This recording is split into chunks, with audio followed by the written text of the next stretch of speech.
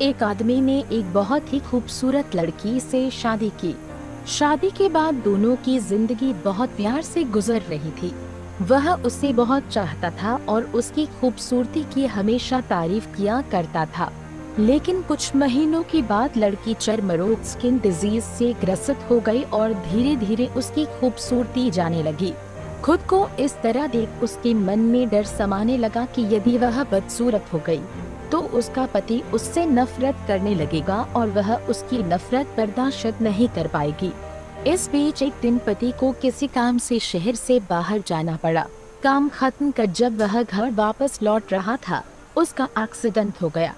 Accident में उसने अपनी दोनों आंखें खो दी, लेकिन इसके बावजूद भी उन दोनों की जिंदगी सामान्य तरीके से आगे बढ़ती रही। समय गुजरता रहा और अपने चर्म रोग के कारण लड़की ने अपनी खूबसूरती पूरी तरह गंवा दी।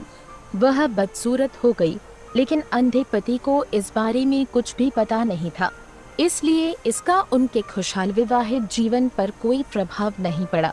वह उसे उसी तरह प्यार करता रहा। एक दिन उस लड़की की मौत हो गई।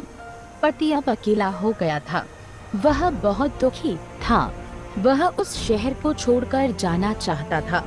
उसने अंतिम संस्कार के सारी क्रियाविधि पूर्ण की और शहर छोड़कर जाने लगा। तभी एक आदमी ने पीछे से उसे पुकारा और पास आकर कहा, अब तुम बिना सहारे के अकेले कैसे चल पाओगे? इतने साल तो तुम्हारी पत्नी तुम्हारी मदद किया करती थी।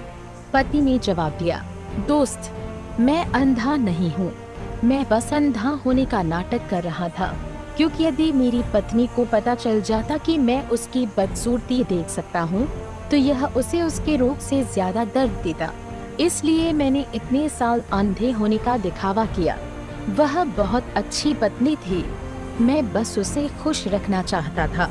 सीख, खुश रहने के लिए हमें भी एक दूसरे की कमियों के प्रति आंखें बंद कर लेनी चाहिए और उन कमियों को नजरअंदाज कर देना चाहिए। दोस्तों, अगर आपको हमारा वीडियो देखना पसंद है तो वीडियो को लाइक करें।